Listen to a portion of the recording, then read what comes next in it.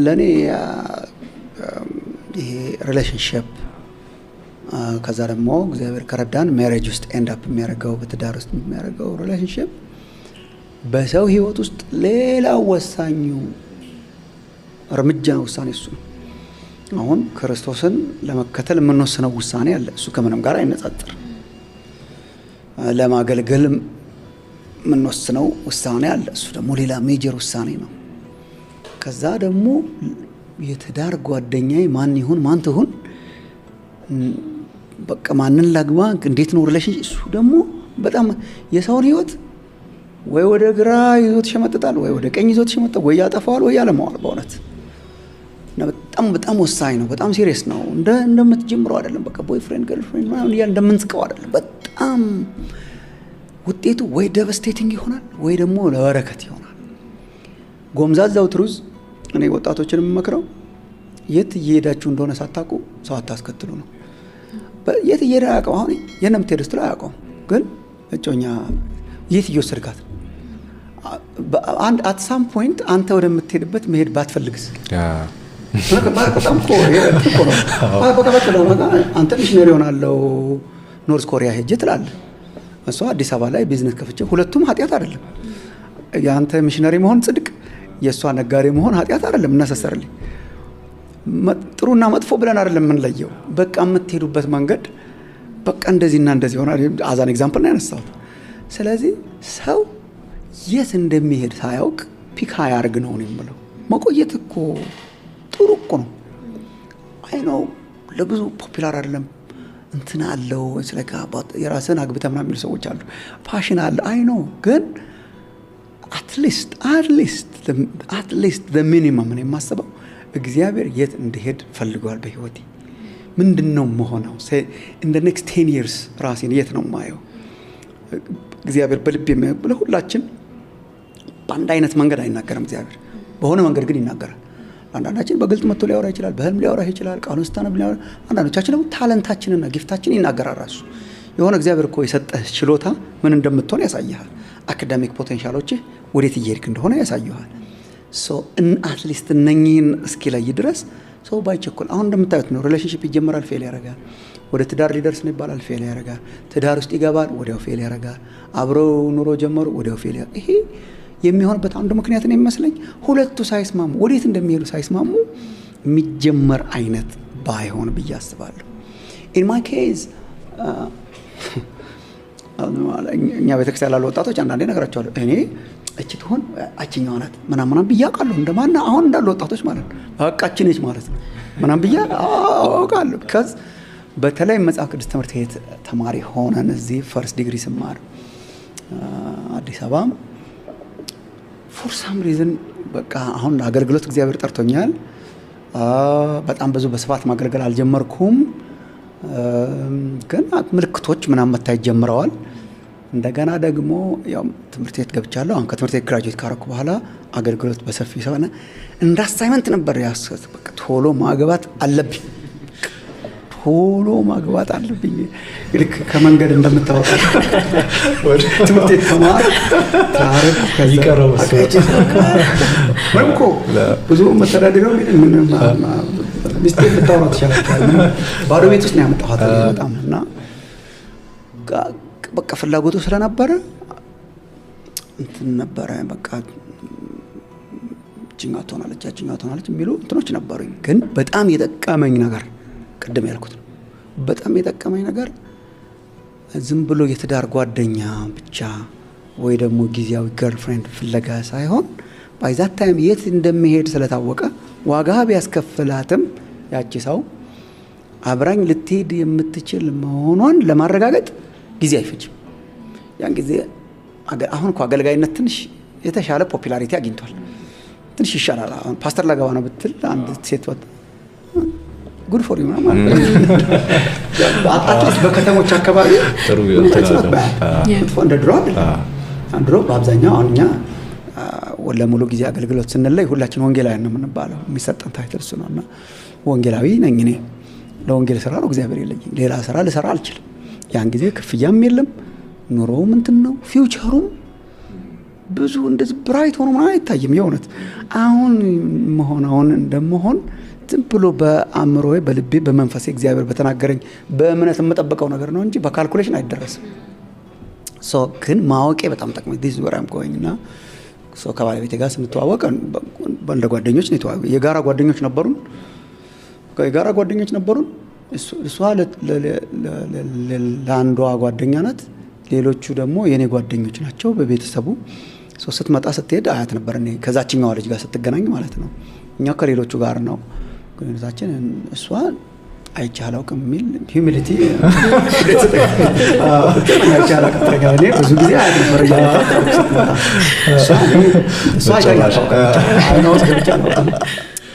እንደዛ ነበረ። በኋላ ቤተሰብ ውስጥ አንድ ሀዘን ገጠመና ሁላችን አንድ ላይ ሰብሰብ ብለን ቤተሰቡን ለማጽናናት ከለቅሶ በኋላ ከረም ስንል ያው እንደዚህና እንደዚህ ሳይሆን እዛ ለመጀመሪያ ጊዜ አየሁ የምትለኝ የዛን ጊዜ ነው። እኔ እዛ ተያየን፣ ከዛ ተዋወቅን፣ አብረን ሰነበትን ምናምን ደን በግል መገናኘት ጀመረን። ጓደኛሞች ሆነን የማገለግልባቸው አንዳንድ ቦታዎች መምጣት ጀመረ። ትንሽ ማገልግሎት ጀምሬ ነበረ።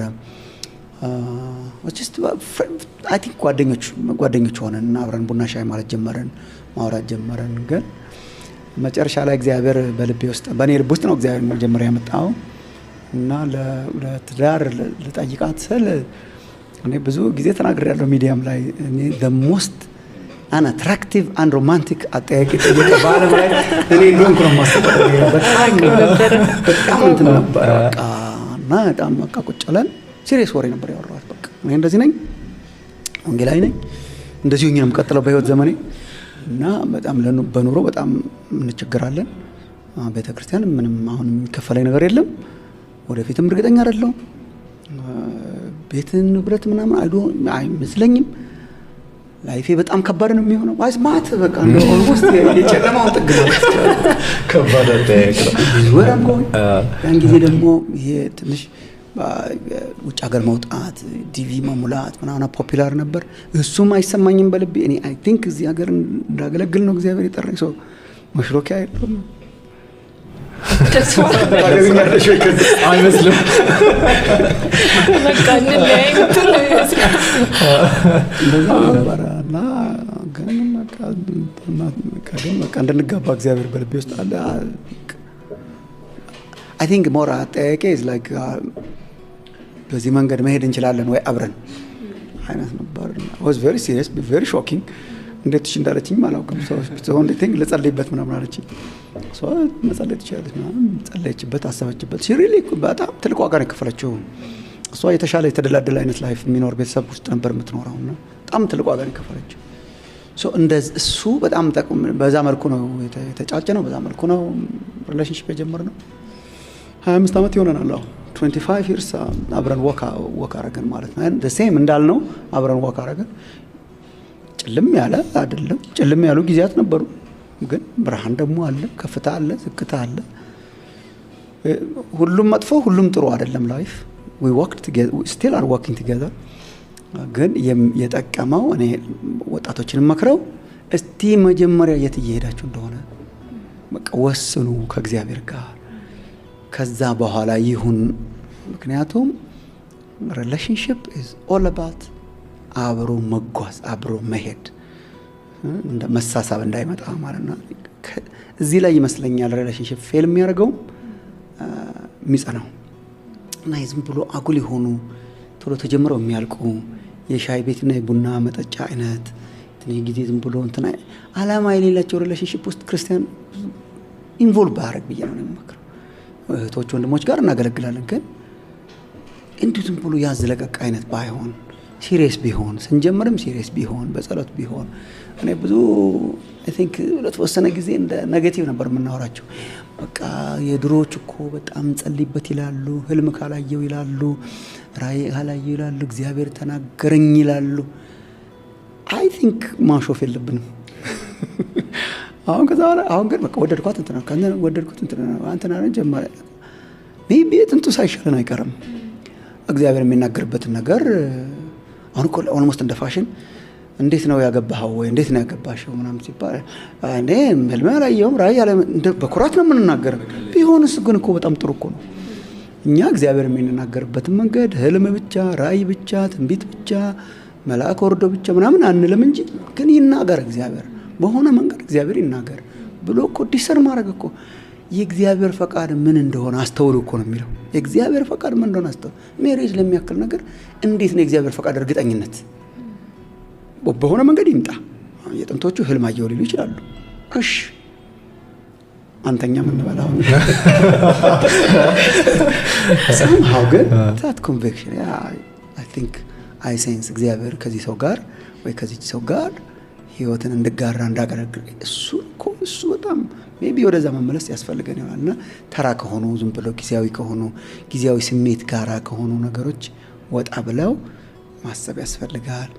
ትዳርን፣ ሪሌሽንሺፕን፣ ጋብቻን የተመለከቱ ሪሌሽንሺፖችን በውጫዊ ገጽታዎች በዋናነት አለመመስረት ብዬ እኔ በጣም መክራለሁ። ሰዓታችሁን ልፈጅባችሁ እችላለሁ። ይሄ ውጫዊ ገጽታዎች በጣም ኃላፊ ናቸው፣ በጣም ጊዜያዊ ናቸው። ቋሚን የለም። ሀብት ብትለው፣ ውበት ብትለው፣ ዝና ብትለው በጣም ተላዋጭና ላይክ አሁን በጣም የውጫዊ አፒራንስ በጣም ትልቅ እንትን ይሰጠዋል። ምንም ጥያቄ ሳንጠይቅማ አብሬ ከዚች ሰው ጋር እሄዳለሁ ሳይሆን አፒራንስ ብቻውን አይሆን ነው። አይኖር ሳይሆን ብቻውን ዝና ብቻ፣ ገንዘብ አለው ወይ ብቻ ምናምን በጣም አክሳሪ ነው። በጣም አክሳሪ ነው። እኚህ ተለዋዋጭ ናቸው። ይተውሃል፣ ይለቅሃል። ውበትም ልክ እንደዛ ነው። ሁሉ ነገር really to see the inner person in a person ለኛ ኢየሱስ ነው እንትናችን። እሱን ማየት በጣም ያስፈልጋል። እንደምን ከረማችሁ? እኔ ፓስተር ደሞዝ ባላለሁኝ ዛሬ ባላገቡ ወጣቶች ዙሪያ የጋብቻ ትምህርት ለማስተማር ቅርብ ያለውን እና በጋብቻ ትምህርት ከ15 ዓመት በላይ ያስተማር እንገኛለን እና እኔና ባለቤቴ ማለት ነው። ዛሬ ደግሞ የእግዚአብሔር ፈቃድ ሆኖ ለወጣቶች የሚሆን ወይም ደግሞ ላላገቡና ላልተግባቡ ወጣቶች የሚሆን የጋብቻ ትምህርት አዘጋጅቻለሁ። ርዕሴ ሳትግባቡ አትጋቡ የሚል ነው። ሳትግባቡ አትጋቡ። ምክንያቱም ሳይግባቡ ወደ ትዳር የገቡ ልክ ዘለው እንደገቡ ዘለው መውጣታቸው አይቀርምና የእግዚአብሔር ቃልም በመጽሐፍ ቅዱሳችን ላይ እርስ በርሳችን በደንብ ተዋውቀን በደንብ ደግሞ ተነጋግረን ወይም ፈቃዱን አውቀን እንድንገባ ነው የሚያስተምረው። በሮሜ ምዕራፍ 12 ቁጥር 2 ላይ እንደዚህ ይላል፣ የእግዚአብሔር ፈቃድ እርሱም በጎና ደስ የሚያሰኝ ፍጹም የሆነው ነገር ምን እንደሆነ ፈትናችሁ ታውቁ ዘንድ በልባችሁ መታደስ ተለወጡ እንጂ ይህን ዓለም አትምሰሉ ይላል። እና የእግዚአብሔር ፈቃድ በዚህ ውስጥ ምን እንደሆነ አሳያለሁ። በዚህ ትምህርት መጋባት ይቀጥላል፣ ዘሎ መግባት ግን ይቀጥላል። ዘመናዊነትና ዘማዊነት ይፋታሉ። በእውቀት ትዳር ይጀምራል፣ የርቀት ትዳር ግን ይመረመራል። የጌታ ስራ ይደምቃል፣ የሰይጣን ስራ ይወድቃል። ስለ ትዳር ያላሰቡ ያስባሉ፣ ያላሰቡ ደግሞ ያስባሉ። ስለ ትዳር ያላሰቡ ያስባሉ፣ ያልተሳቡ ይሳባሉ። ያላገቡ ያገባሉ፣ የተጋቡ ይግባባሉ። ትዳር በፎቶ እንተፎንቶ እንደሆነ ይነገራል። ወይም ደግሞ በፎቶ ትዳር ስለሚመሰረቱ ሰዎችም ጭምር ይናገራሉ። የመጀመሪያው ሳትግባቡ አትጋቡ የሚል ነው። አንዳንዶች ለምሳሌ ትዳር በፎቶ መመስረት የሚፈልጉ አሉ። ስሙ፣ አባትና እናታችሁ ቤት 18 ዓመት ነው የምትኖሩት። ከ18 ዓመት በላይ ትወጣላችሁ። በትዳር ውስጥ ግን የምትኖሩት ቢያንስ ከ50 ዓመት በላይ ሊሆን ይችላል፣ ወይም ከ60 ዓመት በላይ። ታዲያ 50 ዓመት 60 ዓመት በላይ የምትኖሩበት ትዳር እንዴት በፎቶ ብቻ ትጀምራላችሁ? ፎቶ ልሙጥ ነው፣ ሰው ግን ጥልቅ ነው። በተለይም ደግሞ በፌስቡክ ላይ የሚለጠፉ ፎቶዎችን ተጠንቀቁ። አንዳንዶች በፌስቡክ ላይ በፎቶ ተዋውቀው የሚጋቡ አሉ። በኋላ ሲተዋወቁ ሰውየው ሌላ፣ ሴትየዋ ሌላ፣ ማሞ ሌላ፣ መታወቂያው ሌላ እንደሚባሉ አብዛኛው ፌስቡክ ላይ የሚቀመጡ ፌሶች ፎልሶች ናቸው። አብዛኛው እኔ እንዳየሁት ማለት ነው። ጥቂቶች ናቸው ታማኞች። ስለዚህ ልትጠነቀቁ ይገባል። በአይን ብቻ አይታችሁ የአይን ፍቅር አደገኛ ነው። ሳምሶን በአይኑ ፍቅር ወዶ ነው ደሊላን ጸጋውን ሁሉ የተላጨው። የአይን ፍቅር አይን ያስወጣል። ሳምሶን አይኑን ያጣው በአይን ፍቅር ወዶ ነው። ስለዚህ ሳይተላብ ተጠንቀቁ። አይተን ነው የምንወደው፣ ግን አይተን ልባችን መስጠት የለብንም። ሁኔታዎችን ማወቅ አለብን፣ መግባባት አለብን። አንዳንዶች እነሆ መሰረቱ ያላማረ የትዳር ሁኔታ ይመሰርታሉ። ለምሳሌ ሳይወዳት ሳይግባቡ ወደ ውጭ ሀገር ለመሄድ ብቻ ወደ አሜሪካ ሊሆን ይችላል፣ ወደ ካናዳ ሊሆን ይችላል፣ ወደ አውሮፓ ሊሆን ይችላል ለመሄድ ብቻ ብሎ የሚሄዳሉ። ለምሳሌ ወደ አሜሪካ ለመሄድ ብሎ እነሆ ዲቪ የወጣላትን ሴት ሊያገባ ይችላል፣ ወይም ዲቪ የወጣለትን ልታገባ ትችላለች። ግን እዚህ ከመጡ በኋላ ሊለያዩ ገንዘብ ከፍለው ብዙ ነገር ያደርጋሉ። ይሄ የዲቪ ጋብቻ ነው ወይስ የዴቪል ጋብቻ ነው? ስለዚህም አሜሪካንን ብቻ አይደለም ማየት ያለብን፣ ወይም ዶላሩን ብቻ አይደለም ማየት ያለብን፣ ዱላውንም ማየት አለብን። ስለዚህ መጠንቀቅ አለባችሁ። መሰረቱ መልካም መሆን አለበት። በእውነተኛ ፍቅር ላይ የተመሰረተ ትዳር እስከ መጨረሻ ድረስ ይዘልቃል። በሐሰት የተመሰረተ በጥቅማ ጥቅም የተመሰረተ ግን ጥቅማ ጥቅሙም ሲቀር ትዳሩም አብሮ ይቀራል። ስለዚህ የእግዚአብሔርን ፈቃድ አውቃችሁ መስርቱ። የእግዚአብሔር ፈቃድ በሮሜ ምዕራፍ 12 ላይ ቀደም እንዳየነው የእግዚአብሔር ፈቃድ በጎ ነው። የእግዚአብሔር ፈቃድ ደስ የሚያሰኝ ነው። የእግዚአብሔር ፈቃድ ፍጹም ነው፣ ወይም ብሬክ የለበትም፣ እንከን የለበትም። ስለዚህ አንድ ልጅ ጮኝነት ጠይቆሽ የእግዚአብሔርን ፈቃድ ልወቅ ብለሽ እየጸለይሽ ከሆነ በልብሽ ደስታ ከሌለሽ፣ ሰላም ከሌለሽ ይቅርታ አድርግልኝ የእግዚአብሔር ፈቃድ አይደለም ብለሽ መመለስ ነው ያለብሽ። አንዳንድ ጊዜ ግን ደስታና ሰላም በውስጥ በኩል ሲመጣ እነሆ ከውጫዊ ነገርም ሊመጣ ይችላል። ለምሳሌ ልጁ ሲቲዝንሺፕ ከሆነ ወይም ሲቲዝን ከሆነ ወይም ደግሞ ልጅቷ ሲቲዝን ከሆነች ወይም ደግሞ ጥሩ ነገር ካላቸው እንደገና ደግሞ በ6 ዲጂት የሚቆጠር ገንዘብ ካላቸው እና ምናልባት ይሄ ደስ ይላል፣ ግን ይሄ ውጫዊ ደስታ እንጂ ውስጣዊ አይደለምና እና መጠንቀቅ ያስፈልጋል። ከዚህ ውጭ ግን የእግዚአብሔር ፈቃድ ደስ የሚያሰኝና መጠንቀቅ ያስፈልጋል። የእግዚአብሔር ፈቃድ ሳይሆን ወደ ትዳር መምጣት የለብንም። የእግዚአብሔርን ፈቃድ ማወሳሰብ እንደሌለብን በኋላ ትንሽ ቆይቼ እናገራለሁ። ሆኖም ሳትግባቡ ግን መጋባት የለባችሁ። መጀመሪያ መግባባት አለባችሁ። ሁለታችሁ መግባባት መጀመሪያ ከራሳችሁ ጋር መግባባት አለባችሁ። ከራሱ ጋር ያልተግባባ ሰው ሌላ ሰው ማግባት የለበትም። ራሳችሁ ጋር ተግባቡ፣ ከዛ እርስ በርሳችሁ ተግባቡ፣ ከዛም በኋላ ተጋቡ። ይሄ ቅደም ተከተል በጣም ጥሩ ነው። በጮኝነት ጊዜም ደግሞ ከተግባባችሁ በኋላ ጋብቻችሁ እስኪደርስ ድረስ በዝሙት እንዳትወድቁ መጠንቀቅ አለባችሁ። ከጋብቻ በፊት የሚፈጸም ወሲብ ዘመናዊነት ሳይሆን ዘማዊነት ነው። የትም ዓለም እንኖር መጽሐፍ ቅዱስ ያው ነው። ስለዚህም ፍቅራችን የምንገላለጥበት ሌሎች ጤናማ መንገዶች አሉ። እነሱን ደግሞ መማር፣ ማወቅ፣ አስተማሪዎቻችሁን፣ ፓስተሮቻችሁን፣ ቄሶቻችሁን መጠየቅ ነው፣ ወይም ደግሞ ቤተሰቦቻችሁን መጠየቅ። ከዚህ ውጭ ግን ወደ ዝሙት እንዳትገቡ። ከጋብቻ በፊት በዝሙት የወደቁ ሰዎች ከ80% በላይ አይጋቡም። ምክንያቱም የሚፈልጉትን ነገር ቀድሞ አግኝተዋልና ያችን ሴት ለማግባት ወንዱም አይፈልጉም። ስለዚህ መጠንቀቅ ያስፈልጋል። አንድ ወንድም እንደዚህ ብሎ ጠይቀኛል። ፓስተር ደግሞ እግዚአብሔር እንደው ለኛ ላላገባ ነው እስከምናገባ ድረስ ማስተንፈሻ ነገር የለውም ወይ ብሎኛል። ማስተንፈሻ የለውም አለ። እኔ ደግሞ አለው አልኩኝ። ጎሽ እስቲ ንገረኛ። በአፍንጫ ነው የምትተነፍሰው አልኩኝ። በአፍንጫ እየተነፈስክ ነው የምትኖረው። ከዛ ውጪ ሌላ ማስተንፈሻ የለም። ማስተርቤሽን ቢሆን ኃጢአት ነው፣ ፖርኖግራፊ ቢሆን ኃጢአት ነው፣ ሴጋ ቢሆን ኃጢአት ነው። እነዚህ ሁሉ ኃጢአት ናቸው። በተለይ ማስተርቤሽን እና ሴጋ በሰውነታችን ላይ የምንሰራው ኃጢአት ነው። የመንፈስ ቅዱስ ማደሪያዎች ነን እኛ። ስለዚህም ልንጠነቀቅ ይገባል። አንዳንድ የጋብቻ አማካሪዎች እጮኛውን ግንባሯን ቢስማት ምንም አይደለም ይላሉ እና እኛ ቦታ ለመምራት መብት የለንም። ግንባሯን ሲስም ምናልባት አንድ አልጦት ቢወድቅስ አወዳደቁ መጥፎ ነው የሚሆነው። ስለዚህም እስከ ጮኝነት ጊዜ እነሆ በሰላም በደስታ በጤናማ መንገድ ፍቅራችሁን እየተገላለጣችሁ ልትኖሩ ይገባል። ምክንያቱም ከጋብቻ በፊት ያለ ፎርኒኬሽን ያለ መዳራት ኃጢአት ነው። ስለዚህ ሁሉ ነገር ወደፊት ትደርሱበታላችሁ። እንደገና ወጣቶች አንድ ጥያቄ ጠይቀውኛል። ሴት ልጅ ወንድ ልጅ ለጮኝነት መጠየቅ ትችላለች ወይስ አትችልም የሚል መጽሐፍ ቅዱስ በአንደኛ ቆሮንቶስ 7:2 ላይ ስለዚህ ሙንጠቅ ለእያንዳንዱ ለራሷ ባል ይኖራት፣ ለእያንዳንዱ ለራሱ ደግሞ ሚስት ይኖረው ይላልና መጠየቅ ይቻላል። መጽሐፍ ቅዱስ ሴት መጠየቅ የለባትም የሚል የለም። ግን ከመጠየቅ ደግሞ ምልክት ማሳየት ጥሩ ነው። ሴቶች ለወንዶች ጸልየው እና እግዚአብሔር ሆይ ትዳር ስጠኝ ብለው ጸልየው ትክክለኛ ሰው አግኝተው ከሆነ እና ያ ሰው ካልጠየቀ ምልክት ማሳየት ጥሩ ነው። ችግሩ ምልክት የማይገባቸው ወንዶች አሉ። ቦምብ ቢፈነዳ እንኳን ምልክት የማይገባቸው ወንዶች አሉ። እንግዲህ እንደዛ አይነት ሲገጥም ደግሞ መጠየቅ ኃጢአት አይደለም።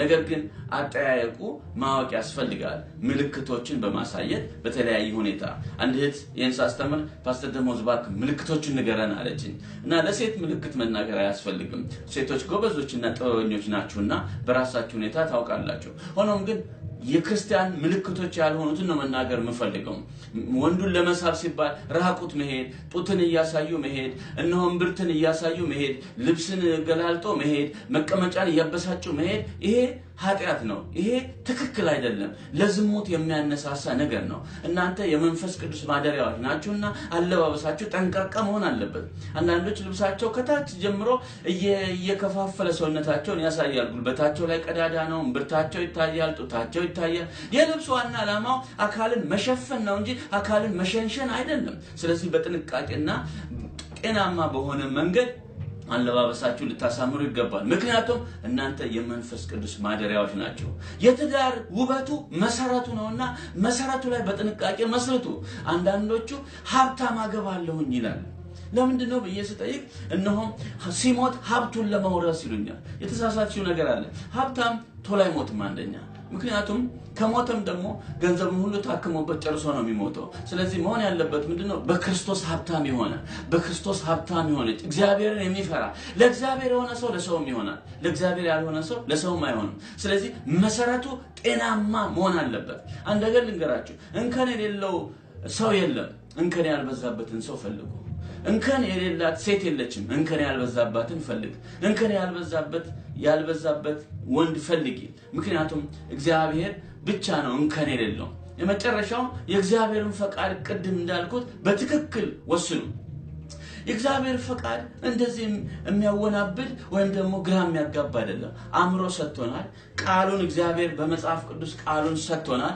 መንፈስ ቅዱስ አለ በውስጣችን ስለዚህ በዚህ ላይ ተመስርተን መምጣት ነው ዋናው ነገር ፍቅር ነው እና እኔ ብዙ ጊዜ ወደኔ ወጣቶች ሲመጡ የእግዚአብሔር ፈቃድ የምለይበት መንገድ አለ አንዲት ልጅ ወደኔ መጣችና ፓስተር 2 ዓመታችን በላይ ሆኖናል ከልጁ ጋራ እና ግን የእግዚአብሔር ፈቃድ እንደሆነና እንዳልሆነ ማወቅ ፈልጋለሁና ምን ትመክረኛለህ አለችኝ የእግዚአብሔር ፈቃድ መሆንና አለመሆኑን እኔ አሁን ጥያቄ ጠይቅሻለሁ መልስ ስጪኝ አልኳትና 6 ጥያቄዎች አሉ ስትመልስልኝ ቲክ ነው ማለት 6ቱንም ቲክ ተደርጎ ራይት ከተደረገ የእግዚአብሔር ፈቃድ ነው ብያልኳት እና የመጀመሪያው ይሄ ሰው እምነታችሁ አንድ አይነት መሆን አለበትና አማኝ ነው ክርስቲያን ነው አልኳት አዎ ራይት እሺ ፍቅር አላችሁ ትዋደዳላችሁ አዎ ራይት ሶስተኛ ወንድ ነው እንደ ፓስተር አዎ እሺ ራይት ምክንያቱም ወንደ ቃጤዎች የሚባላሉ ወንደ ላጤና ወንደ ቃጤ የተለያየ ነው እና በተለይ በዚህ በሆሞሴክሹዋል ውስጥ የገቡ ማለት ነውና እንደዛ እንዳይሆን መጠንቀቅ ያስፈልጋል ወንድ ነው